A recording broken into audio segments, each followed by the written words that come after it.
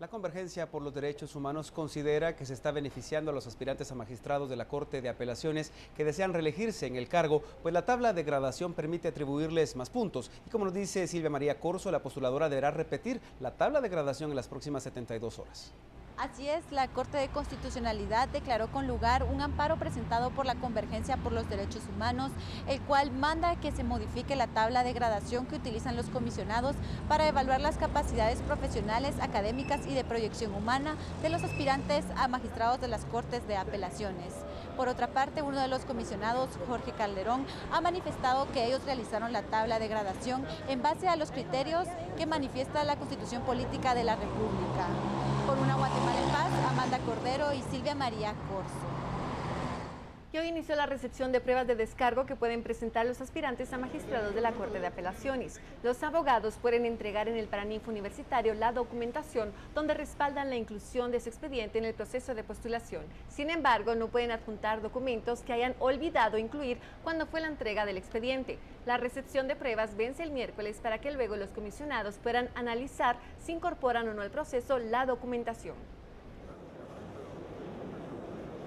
Al Tribunal Supremo Electoral llegó la Unidad Defensora del Pueblo a requerir que los magistrados investiguen la propaganda que se hace el ministro de Comunicaciones cada vez que inaugura una obra pública. La UDEP se queja de que el partido oficial no sea frenado por el tribunal. Este es uno de los primeros pasos. Anuncian además una recolecta de firmas para rechazar esta propaganda gubernamental y, claro, acudir a otras instancias legales e internacionales. Como ciudadanos guatemaltecos nos duele que nuestros recursos, que nuestros impuestos se estén mal utilizando.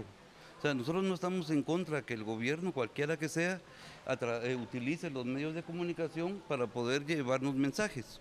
Pero lo que es bien evidente es que solo se saca a un ministro, no se vale que solo sea hacia uno y hacia otros no. Así que, como dice el dicho, o todos hijos o todos centenados. Y Acción Ciudadana también llegó al Tribunal Supremo Electoral a requerir a los magistrados que se investigue el gasto estatal en promover la imagen del ministro de Comunicaciones, Alejandro Sinibaldi. De lo contrario, afirman que se le pondría en ventaja sobre el resto de candidatos presidenciales. Es una caricatura, es una burla para toda la ciudadanía, para el mismo tribunal, porque lo que reportan son gastos irrisorios frente a los millones que efectivamente gastan en campaña. Lo que pasa es que los partidos no toman en serio el tema de sus finanzas, porque efectivamente tomarlo en serio implicaría reconocer que tienen malas prácticas de financiamiento. Los partidos se sienten muy cómodos en la impunidad, gastando dinero que no sabemos cuál es el origen ni las fuentes de ese financiamiento. El ministro de Comunicaciones respondió a los señalamientos de hacer campaña anticipada ocupando la función de ministro. Dijo que va a continuar inaugurando obras de infraestructura mientras no sea candidato oficial. Esas tareas las voy a continuar haciendo hasta que yo deje de ser ministro. ¿Por qué? Porque esa es mi responsabilidad. ¿Por qué? Porque esa es mi forma de trabajar.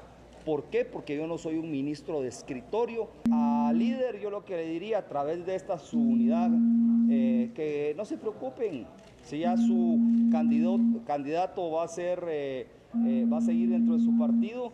Llevan 2 años y medio de campaña abierta de una forma realmente descarada. Obviamente vienen cayendo en las encuestas. Nosotros como partido vamos subiendo en las encuestas y eso pues obviamente los hace tomar este tipo de acciones. Principalmente exponerme a mí en situaciones como esas donde había arreglado de color naranja, donde pusieron unos fuegos de color naranja, cosa que nosotros no estamos pidiendo, sino que son decisiones que ellos toman. Y 17 de las 28 organizaciones políticas vigentes han presentado su informe financiero al Tribunal Supremo Electoral. Afirman que en 6 meses sus ingresos no sobrepasan entre todos los 5.3 millones de quetzales, aunque en propaganda sus gastos contradicen los ingresos según Acción Ciudadana. Acción Ciudadana presentó hoy a los magistrados electorales el monitoreo de gastos en el cual han incurrido los partidos políticos por campaña ilegal anticipada durante el primer semestre de este año. Un informe que dista mucho a los informes financieros presentados por las organizaciones partidistas a este órgano electoral. De los 28 partidos activos actualmente, únicamente 17 han presentado este requisito electoral y pues todos juntos reportan ingresos por 5.2 millones de quetzales, algo que, como repito, dista mucho de lo presentado por gastos de Acción Ciudadana a los magistrados electorales, que indican que los partidos en su totalidad han gastado en propaganda 47 millones de quetzales, de los cuales 42 millones de quetzales corresponden al partido oficial. Por una Guatemala en paz, Gladys Ramírez y Jorge Hernández. Suspendida quedó la audiencia de 2 procesados por el caso de las hermanas Oscal para conocer si deberían enfrentar juicio o no, y tenemos los detalles. La audiencia de apertura a juicio contra Kevin David Canté Miranda, de 20 años, y Mario Gilberto Olmino Pablo, de 23, quedó reprogramada, debido a que uno de los abogados defensores no se presentó.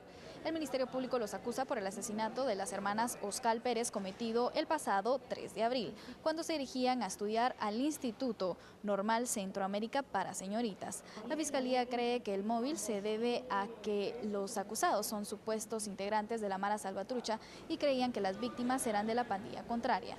Uno de los medios de investigación principales son las escuchas telefónicas, ya que en ellas se oye a uno de los 2 procesados hablar sobre el crimen. La audiencia quedó reprogramada para el próximo 30 de septiembre. Por una Guatemala en paz, Verónica Orantes e Iván Quiñones. Y mañana se llevará a cabo el Festival por la Libre Expresión y las Luchas Populares, que aglutinará diversas agrupaciones artísticas para expresarse en pro de la juventud guatemalteca. El festival se llevará a cabo entre la 16 Avenida entre Cuarta y Quinta Calle de la Zona 1, como nos explica Esli Melgarejo. Diversas asociaciones en pro de la juventud se reunieron y denuncian los altos índices de asesinato y desempleo que sufren los jóvenes en la actualidad.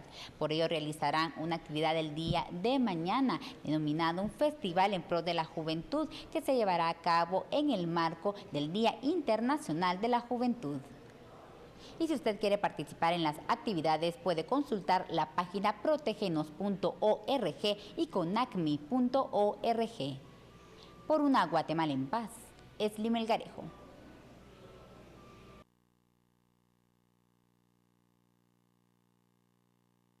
Llega el momento de conocer cuál es el movimiento del tránsito vehicular registrado en este lunes y a esta hora en las principales arterias del país, y por ello Alejandro ya está listo para llevarnos en ese viaje virtual que, como siempre, tú nos conduces de la mejor manera. Abordamos el carrito del noticiero Guatevisión y vamos a revisar lo que pasa gracias a Comunidad Waze Guatemala. Siempre lo recalcamos porque son ustedes los que hacen con estos datos en tiempo real nutrirse de información lo que sucede en las arterias de la ciudad. Calzada Roosevelt, Mateo Flores, si la ven por acá, y San Juan, también periférico más congestionado en sentido norte con 11 kilómetros por hora como velocidad máxima, 18 kilómetros por hora sobre la Roosevelt en dirección hacia el occidente de la ciudad y del departamento de Guatemala, y la San Juan bastante más complicada todavía a la altura de Colonia Toledo en la zona 7. Aprovechando este recorrido que estamos haciendo, vamos a ubicarnos en Boulevard El Naranjo para ver lo que está pasando por ese punto con los usuarios de la Comunidad Waze Guatemala. Vemos que también en Auxiliar de Villalinda sobre el periférico sur también hay complicaciones para movilizarse. Vemos rapidito Ciudad San Cristóbal también,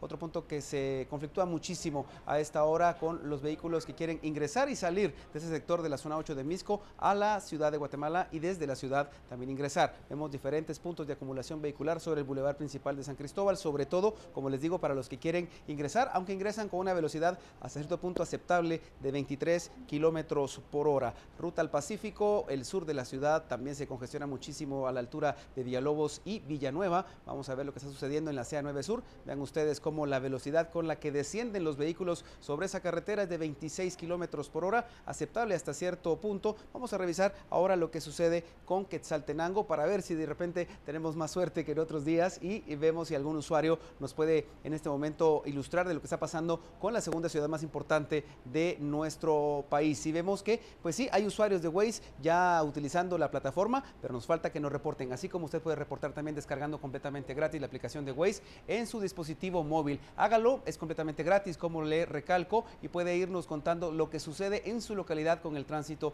vehicular a cualquier hora del día, y lo reportamos completamente en vivo a través de Noticiero Guatevisión, así que de antemano se lo agradecemos. Y así vamos a un corte comercial. Al volver vamos a seguir abordando más temas nacionales de su interés.